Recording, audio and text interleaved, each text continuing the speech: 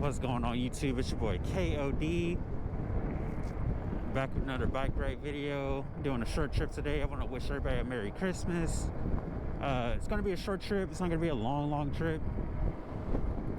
I do got some good news that happened, so where to start? So for bikes, so when you buy a bike, just be in mind that a lot of the companies are going to exaggerate the range of your bike. If it's 20 amp hour, if it's a 20 amp hour battery, and it's a 48 volt or even if it's a 52 volt or higher, the higher your voltage is, the more powerful your battery is, yes, but you're gonna drain it more faster than because more speed equals less range. So that's the thing right there you got to deal with. So if you want more speed, you can get a 52 volt. Just make sure the motors need to be like minimum 1500 watts, to be honest. Like, it could be 1000 watts, not peaking, because some motors the motors will peak out, like it'll be like a 750 watt and it'll peak out like at 1000 or 1100. So you want to it really just, like, if you want more speed, get a 52 volt, or you can get a dual motor 48 volt are pretty fast too. I'm actually getting a dual motor coming January.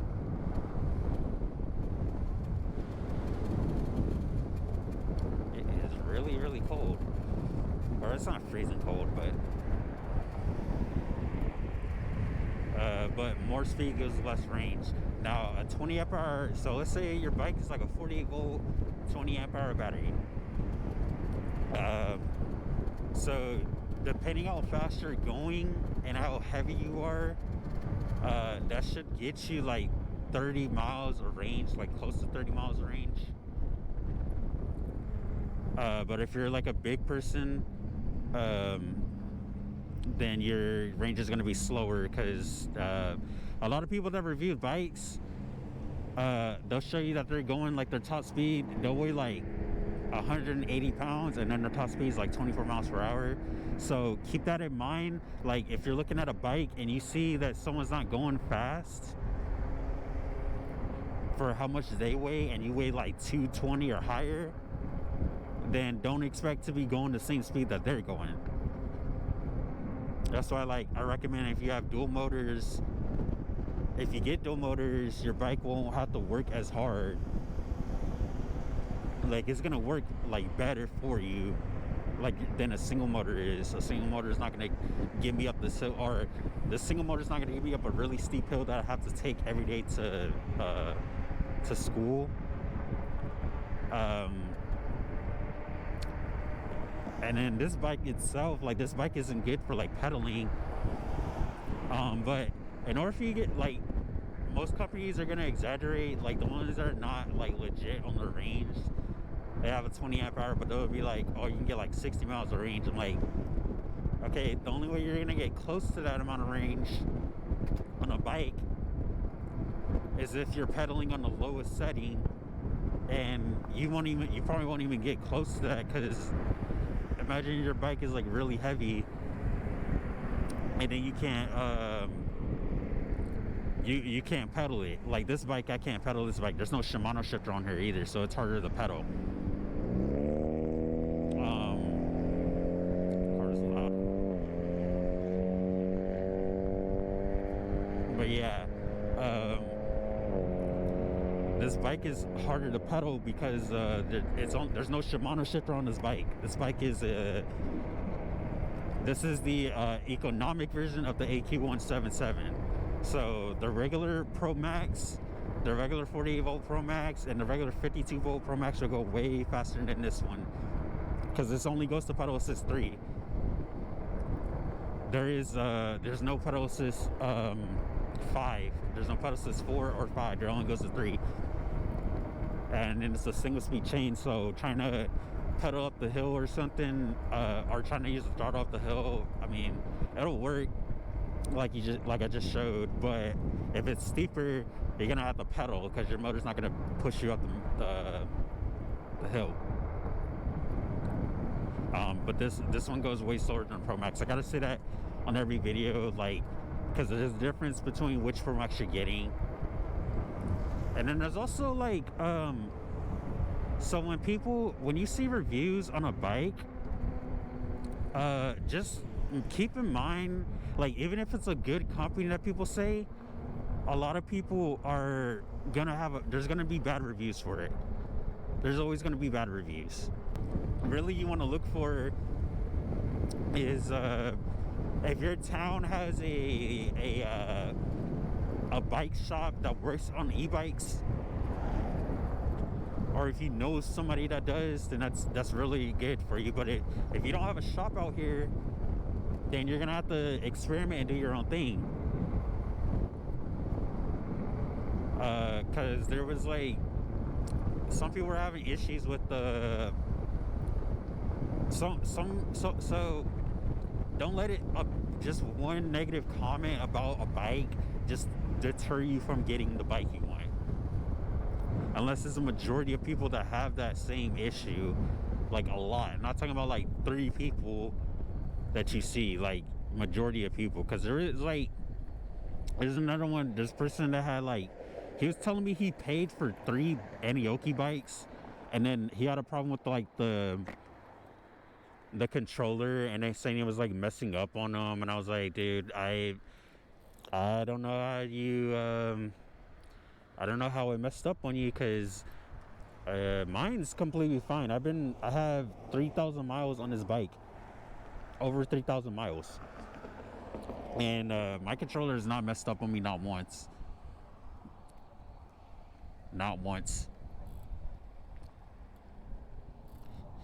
See, last time I changed my controller out because I thought that it was messed up, but it wasn't. It was because my motor wasn't plugged in all the way. My motor cable. You got to make sure those are plugged in all the way, and make sure they're not plugged in the wrong way, because you plug them in the wrong way, if it's not plugged in right, then obviously your motor's not going to work. Please don't run out and hit me. But obviously your motor needs to be plugged in right, because then you're going to be like, oh, why is it not working? And then when it is working, you're going to be like, oh, that's the reason why. Because it might be just something simple. It might not even be something like, oh, my whole motor's not working. Like, no, like legit, I thought my whole bike or my motor was messed up. It happened to me twice too, because I got a flat about 2 months ago,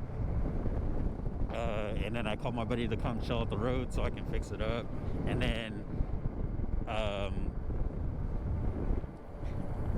then it turned out like I didn't plug it back in right, and then when I had the tennis armor back then, I didn't plug it back in right again. So but I ended up paying for, I didn't pay for a new controller. They sent me a new controller for free because it's covered under their warranty. And I ended up paying the bike shop to install it, so I pretty much wasted money for that. But it was only $40 though, so it wasn't like expensive. The bike repairs aren't usually that expensive. But yeah, like if you want long range, then try to get like a 30 amp hour battery at least, like minimum 30 amp hours, or stick with the 20 amp hours if you're not trying to go that far. If your trips, so if you're only doing like a 9-mile trip somewhere and then a 9-mile trip back, then obviously you can get a 20 amp hour battery. But if you want long range, I would go for like 30 amp hours minimum and then higher. And then also your speed is not just related to your motor, it's also your controller. So changing your speed. So here's the next one. So if you have a bike that allows you to go into settings and unlock the max speed, like to go and change the voltage of the controller, like the power that's being drawn, you really don't want to do that, because sometimes people set them too high and they don't even know how many amps their controller is. So keep in mind, like, you could do that, but you also risk burning out your controller, because you don't want your controller to burn out. Your controller is the most important, and then your speed is also related to it too. So if I wanted more speed right now, first off, I would have to buy a new controller, because this one, so since I can only go to pedal assist 3, and I would have to get a new controller because I would have to change this display. This display is hooked up to the pedal assist 3, so I'd have to change out the display with it, and unfortunately I would have to change out the controller too. So I have to get a new wire, and I would have to get a new display wire, and then I'll have to get a new controller. I already have a new display and everything, but I would have to I'll have to get a new wire too.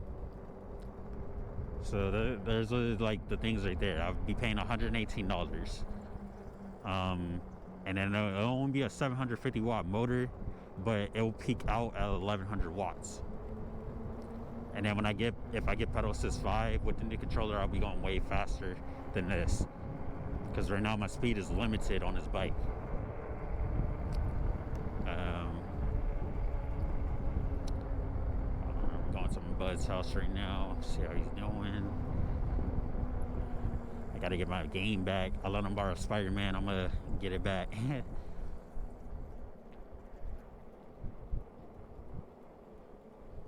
Back on the road. So another thing that comes up, so besides people that, like, they'll give you like a small negative comment about the company. They'll tell you like, oh, the freaking controller messed up. A lot of people that are having problems with the Aniioki, like, not majority of them, but the ones that are having a problem, they is because most of them are trying to like bomb it up like a really steep hill, like full throttle, even though they're going like really slow. They're trying to like bomb it up the hill, and their bike is not going to make it. So they're sitting there like, you're going to burn out your controller because you're overdoing it, you're overworking it.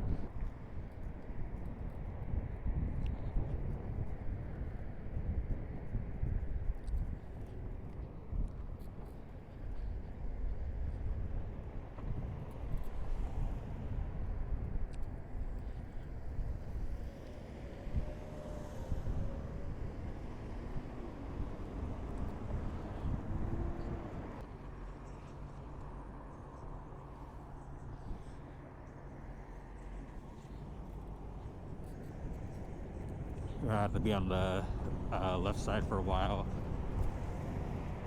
just because we can't go down that way because there's no bike lane, and this bike ain't that fast.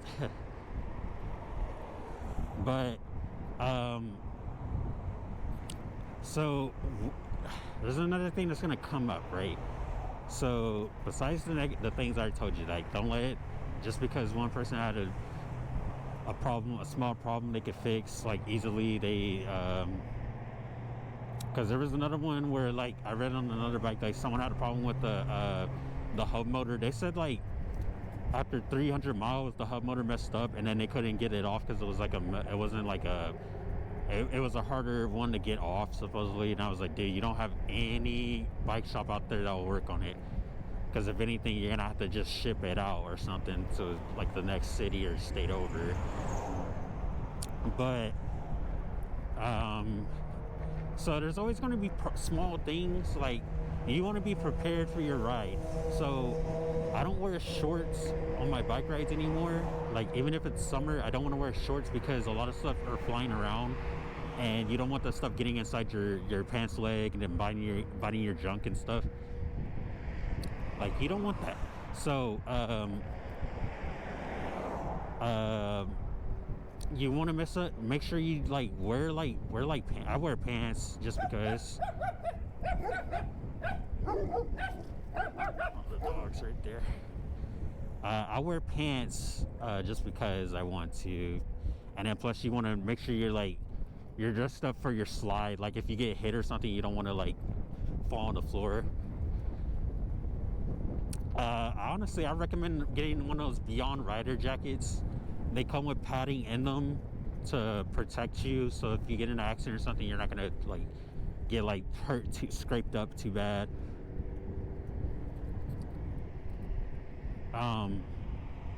But you also want to be prepared. Bring tools with you. Like bring like I don't mean like a bunch of tools with you like you can't carry. Like so you want to be really prepared. Or I've already said that, but you want to bring spare stuff with you. So bring spare a patch. Bring like preferably use glueless patches. They're only like $4 or $5 a pack. And it comes with like 6 patches in there, and it comes with the sanding paper too. Glueless patches are going to be better for you, so you don't have to make a mess. You don't have to worry about if you over glue it or don't put enough glue or stuff. A glueless patch is probably the best thing ever. Make sure you bring like an air pump. Bring an electric air pump so you don't have to be out there too long. You can get like a small one, or you can get I have one that looks like a drill, and that one it's not too bad to carry around. It's not heavy or nothing, but I'd rather get a smaller one just because. And then bring a spare inner tube. So bring a we're gonna actually go this way. I missed my chance.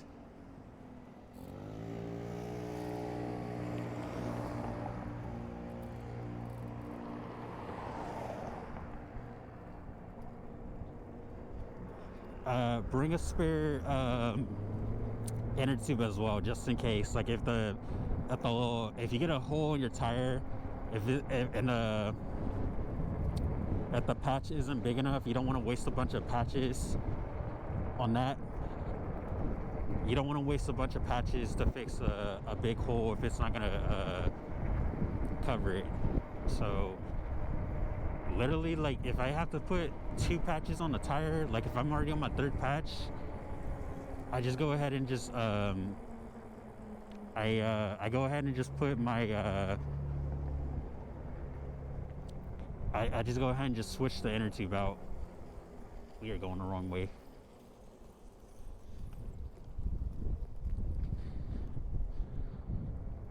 But you just want to bring that stuff just in case with you.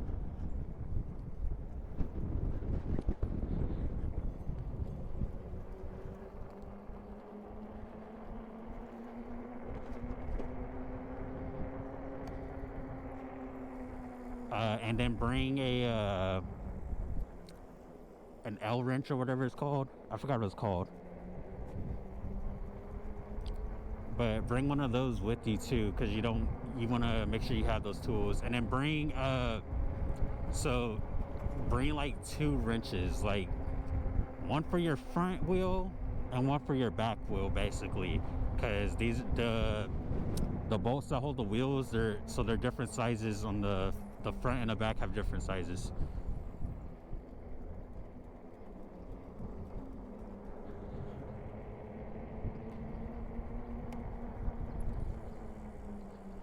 Okay, let me get off this bike real quick, because I think I don't know if I have a flat. These tires feel weird. Let's get my visor off.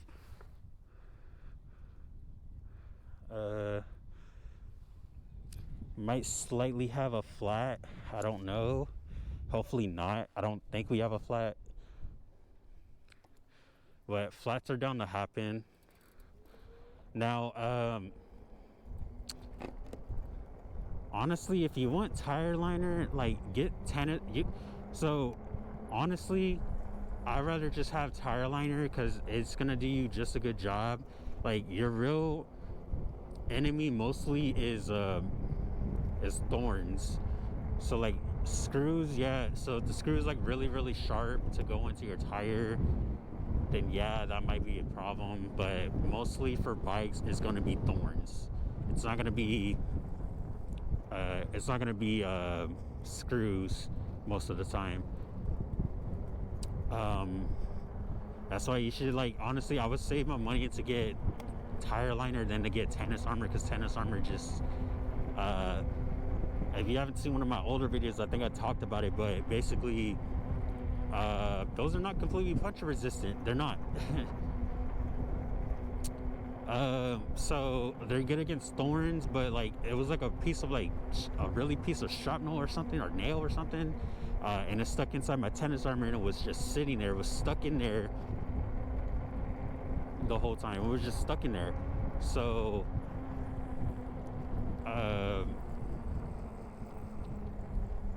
so when I got a flat, and then all the tire stuff, I had tire sealant inside of my tube, and all the tire sealant like came out because it was just sitting there, just rubbed against it, and then plus it wore down my inner tube too. So when I advertise on the video that you see on Instagram, they're not as thick as they show you on their ad. They're not thick like that. They're way thinner than what you think.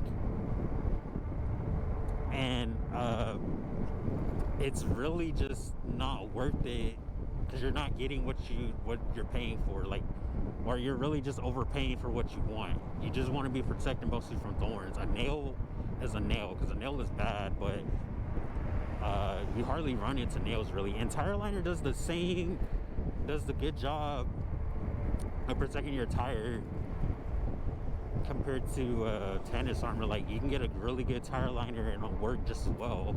Like, I rarely get flats on this bike. It's like every time when I get like 1,000 miles, then I get a flat.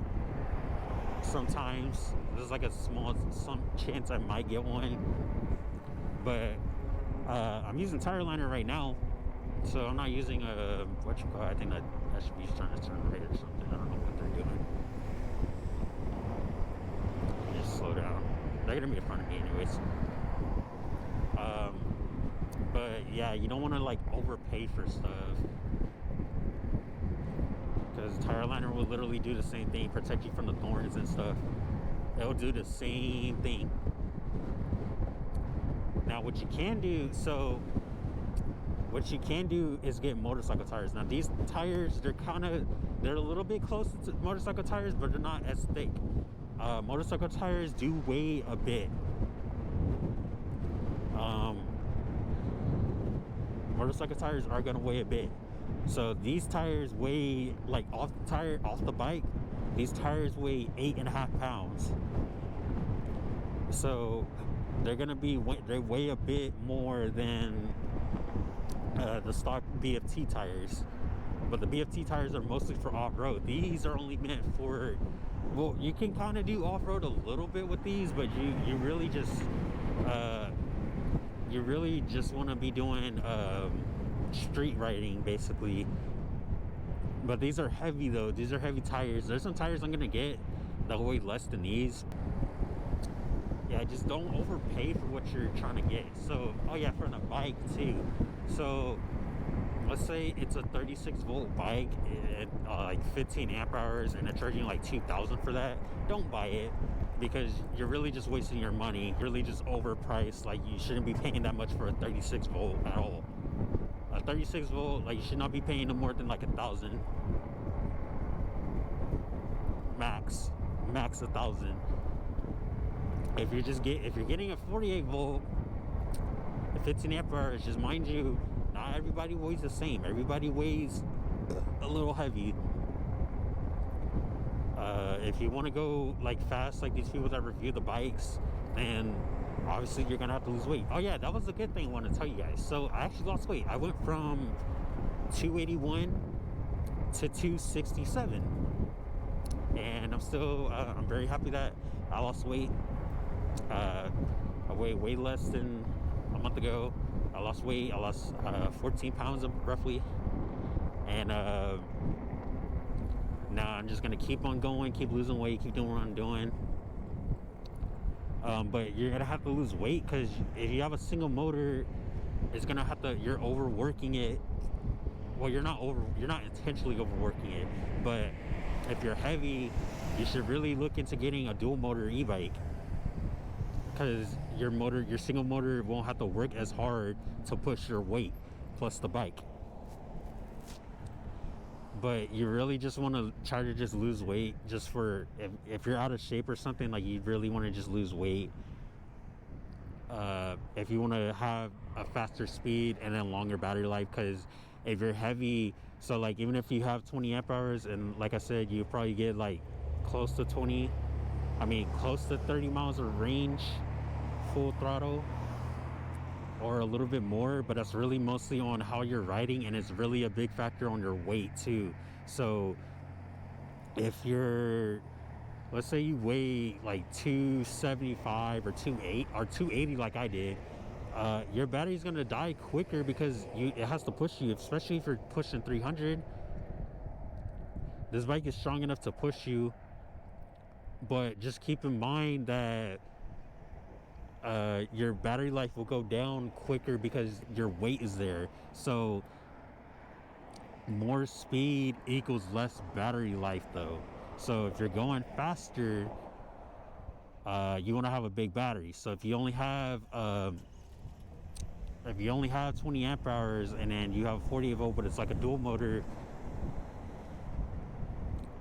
don't expect to be going super fast on dual motor, because your battery's not big enough. You need to have like at least have a 40 amp hour battery. 40 amp hours is really, really good. Like, that's exceptional. That's really, really good. 30 is very, very good. So like anything above 20 is really decent. And then if you want to push for like 35 or higher, or 30 or higher, that's really what you want to do mostly, is do that. And you don't want to pay too much. So like you can get a good bike for under 1,300 that's fast. Just keep in mind, there's some companies that are really good, but like there's some companies that use this specific display. Post a picture, if I haven't done it right now, I'll post a picture of the display I'm talking about. It's pretty common. A lot of the e-bikes, there's some e-bike companies still using it. It's a really old display that messes up. Like, it messes up a lot. Like, there, in particular, I'll put a link on the for mrcentraldriver. Even tailhappytv, like the Ghost Cat bike, they were using a display that was like old. They're using like an old display that isn't really good. Like, the display sucks, and it was just glitching out for them. The energy bar was sagging off heavily. The speedometer, it wasn't even reading their speed at all. It wasn't even working. Like, it will literally just flicker from between 20 to 10 miles to 5 miles, like over and over, and it was just, dude, it was horrible. And I've had that problem with the when I had the Ridstar Q20, when I had that bike, I was having the same issue. A lot of good companies out there that are worth the price. Like, if you're paying a 52 volt and it has like a 1,000 watt motor or higher, like a 1,200 watt motor, and they're charging like 2,200, that's a good price. A 52 volt is not cheap. Like, the cheapest 52 volt that I know of is an Engway, but even so, that one doesn't even go fast. That one goes pretty slow, that one goes pretty slow, because the motor's like a 750 watt. But like I said, weight is a big factor on your range. So just because your batteries, if you have a 20 amp hour battery and you're expected to get 40 miles of range off that, you need to pedal most of the time. Like, Aniioki is legit is a legit site that actually goes the speed that it, or not the speed, but it does the range that it claims. Like, you can definitely hit 100 miles off one charge full throttle. tailhappytv tested this. Like, you can get 100 miles. But like I said in the other video, if you're really not going to utilize the battery life, the battery life, don't waste your money trying to buy a big battery e-bike. And it's a lot of stuff that's like, not a lot of stuff, but there's a bunch of easy stuff to do for maintenance for this bike. It's not like, oh, there's a lot of like hard stuff to go into. It's really not a lot, really. Like, as far as like replacing stuff, like, it's not super hard, especially for this bike. It's really simple for this bike. That's why I love this bike, because if I went to replace the controller, I could easily do that. If I want to switch out the battery with a different type of battery, like a battery that's not even a Aniioki branded bike battery, I can. So there's a lot of stuff that's easy to replace off this. And then plus I have a bike shop not far from me, like 20 minutes away from me. I want to say happy Merry Christmas and then Happy New Year's to you guys. Thank you for everybody that, well, I don't really get a lot of people that did wish me happy birthday on the last video, because I don't think everybody watched it to the end. But if you did, I appreciate you.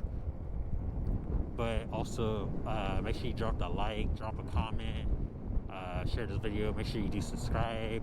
I should be posting, if I haven't done it already, I posted like 2 reaction videos. If I haven't posted them, but check those videos out, and I will see you guys